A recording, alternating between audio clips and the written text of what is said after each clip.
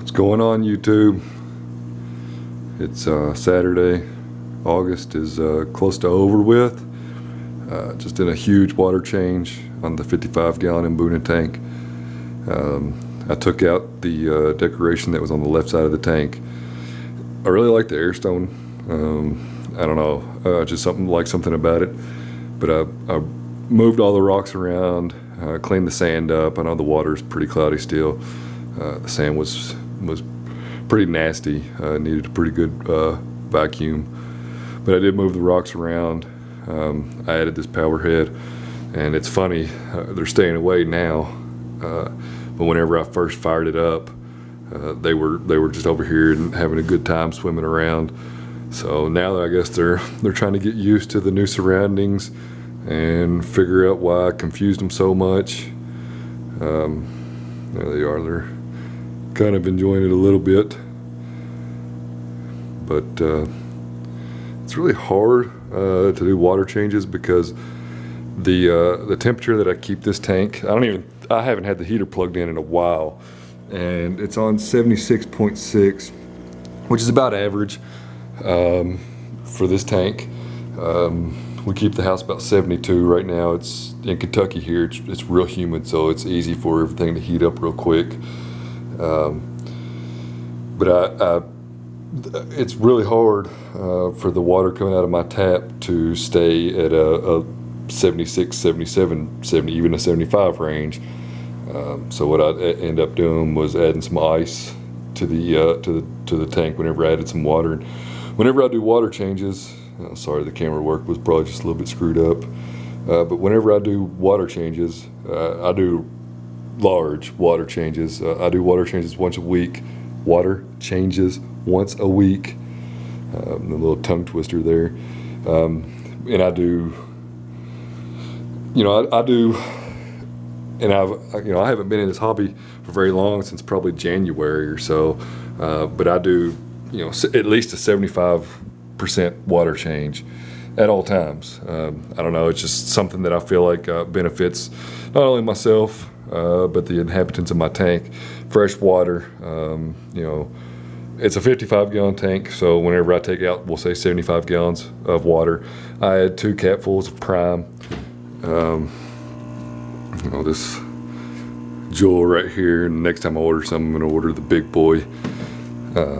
Here lately, only because they're so small, I actually got this at the ACA convention in Louisville. I've been giving them these cichlid pellets. I can't talk tonight. They float, so the fish are trying to get used to having to come up and actually grab them from the top of the water instead of the Southern Delight pellets that sink. But they're starting to color up nicely. I forget, it's been, I don't know, 3 weeks now, a month since I've had them. But they are starting to get some color to them and some size, so it's pretty exciting. The yellow labs are still the smallest of the bunch. My camera to focus here, it's wanting to not, but it's close to time to feed them. Even though I just done the water change, I kind of done it a little backwards. I'm going to feed them afterwards, and the huge vacuuming of the sand will be pointless here in about, I don't know, 45 minutes or so. For anyone that's followed me for a while, that's the stand and the sump for the 90-gallon. And there's the box that I kept from Dave's Live Fish or davesfish.com. Still no tank. I end up putting it together, and I didn't put it together very well. Me and silicone, we don't work out too well. So, I resealed the interior of the tank 3 or 4 times. It leaked. I took the whole tank apart. I ordered I got all new plastic for it. I got an upper and bottom trim here for the tank. And I put the tank together right before we went on vacation in July. And I mean, if you could have just saw or seen the silicone on this, it was horrible. I was not gonna have my name attached to that job. So what did I do? Well, I took it apart again. So that's the clean 90-gallon with all the labels on it, what goes where. I'm gonna hopefully since it's a 3-day weekend with 2 days left of the weekend. Hopefully try to put this thing together tomorrow or Monday. And honestly, I don't even know if I'm going to keep it now. The 55 gallon is going to go in our office, which is where you just saw the stand. That's in our home office. The 90 gallon was going to go in the living room, but I picked up a 75 gallon a while back, and the 90 gallons has been a pain. And I have a feeling that I bought a Rio 17 HF pump. I have a feeling it's just going to be really loud, and I'd almost just, instead of dealing with the sump right now and the problems that I've had with this tank, and honestly, I'm not so nervous about the silicone Howden. It's just been a nightmare for me. So this next time that I put these pieces of glass together, that's going to be it for me. So it's either going to work or it's not. For anybody curious about the silicone that I've used on the 90 gallon, I bought this off Amazon, and it says here, if I can get it to focus, tested. It's not going to focus, but it says at the second to bottom there, it says, the bottom, tested to withstand constant stress on aquariums up to, my video skills suck today, 750 gallons.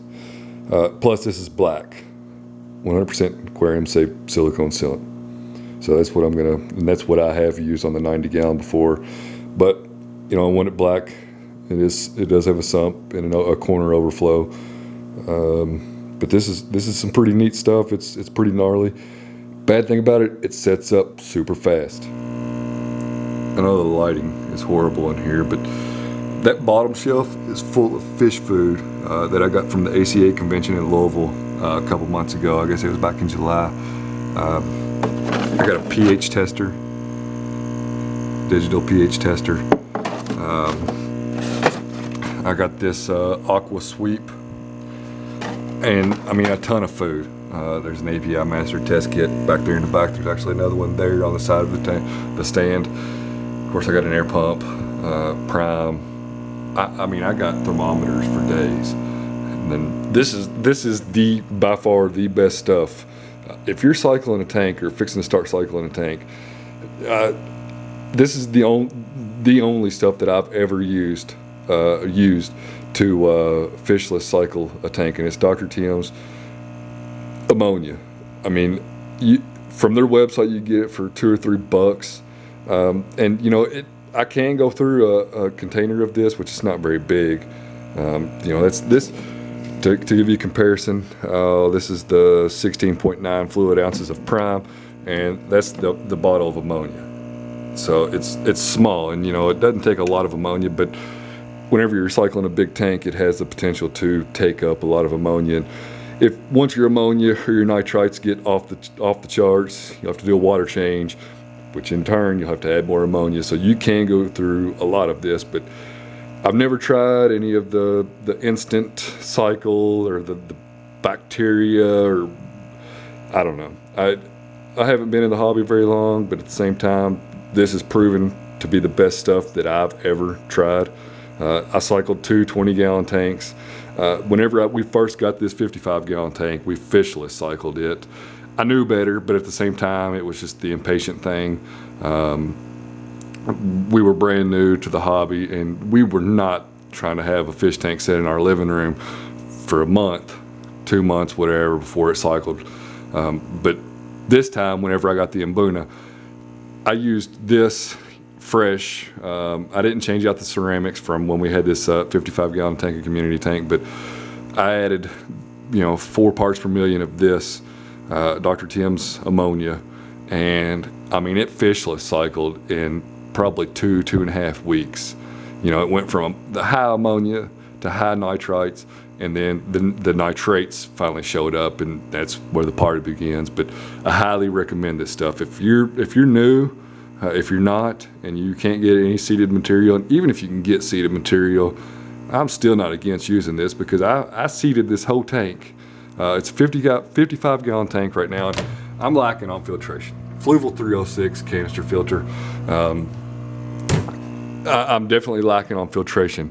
Now, given the fact that they're juvenile Mbunas, it's not really a huge concern of mine. They've all been healthy, happy. But I cycled this whole tank, you know, the 55 gallon with the filter, which I did take 2 of the baskets inside of that have ceramic media instead of a sponge at the top before the water actually re-enters the tank. But at 4 parts per million for about 2.5 weeks, this is what I used. And then what I've done, it was probably about 1.5 weeks, 2 weeks before I actually ordered fish, and I would just dose ammonia. Just dose a little bit of ammonia every other day, and just to make sure that the cycle's still there and everything's happy and healthy. I ordered 32 fish from davesfish.com. He sent me 34 because he sent me a couple extra, and I lost 1. You know, I don't know if it was because he was being picked on. I don't know why. But I've lost 1 fish. All the other fish are starting to color up. They're growing. The yellow labs are growing a little bit slower than everybody else, but it's this stuff right here, folks. I mean, it's been amazing so far. I know the video, especially here out in the garage, is horrible. Oh, excuse me, but this is the 75 gallon tank that I bought. It is not a drilled tank. You know, the 90 is a drilled tank, and I wanted the drilled tank because of the filtration, and I could build the sump, and I could customize everything to it. But after dealing with that tank for so long, I decided that the best thing for me to do is to put the 75 in the living room. I'm currently looking for an FX5, and I'm also going to run the Fluval 306 next to the FX5. But the overall object or goal of mine is once the Mbuna start growing and they breed, I'll have that 55 gallon. And since the 306 will be running side by side on the 75 gallon, I'll just be able to remove it from this tank and add it to the 55 and have a fry grow out tank. You know, I'm not trying to start a business out of this, whatever, but African cichlids in my area, you can buy some from people on Craigslist, whatever, but you got to go an hour and a half away. And, you know, I'm not trying to make $1 million off of it. I'm brand new to the hobby, but the fish are beautiful, and there's the potential that I can get some of the money back that I've invested. And, the order that I placed for the Mbuna that I have in the 55 that will eventually end up in this tank, it was a costly order, especially whenever you factor in shipping. But I'm by no means trying to make a lot of money off of it. It's a hobby of mine, and you know what? If somebody's looking for something that I have, I'd be more than happy. You know, once my fish start growing a little bit and spitting out fry, I'll be more than happy to pass that happiness along. And I think it's ultimately what it's all about. The only thing that sucks is this tank was used as a saltwater tank, and it's had previous water damage. You're definitely not going to see down here. But this is a PetSmart stand, and it has had water damage, and I refuse to fill that 75 gallon tank up on this stand. I don't know if I can zoom in there, but you can kind of see it's green there on the right where you can see the particle board that's not been painted. So last weekend I went to Lowe's. I bought a bunch of 2x4s. I bought some wood glue, and I can't remember where I found the plans for the 2x4 tank stand, if it was a reef tank site. But this guy made some plans where you just build a bottom frame with 2x4s, you build a top frame, the length and the width of the tank. Then you have some supports coming up, and then you actually have 2 supports on the left and right side, 2 on each corner. So 8 total. And that's kind of what I'm going to go for. And I'll probably fill in the wood holes and then stain it, and then I'll skin it sometime later. But that really all depends on if I can cut a straight line or not. I'm not a very good carpenter. Found out that there's in this hobby, there's a lot of things that I like. There's a lot of things that I think are cool. A lot of things that I shouldn't do. So thanks for watching, people. I know I've rambled on for quite some time. I just want to do an update. Keep on keeping on, I guess. It's been interesting. It's been great. And hopefully, this thing has been sitting in my garage.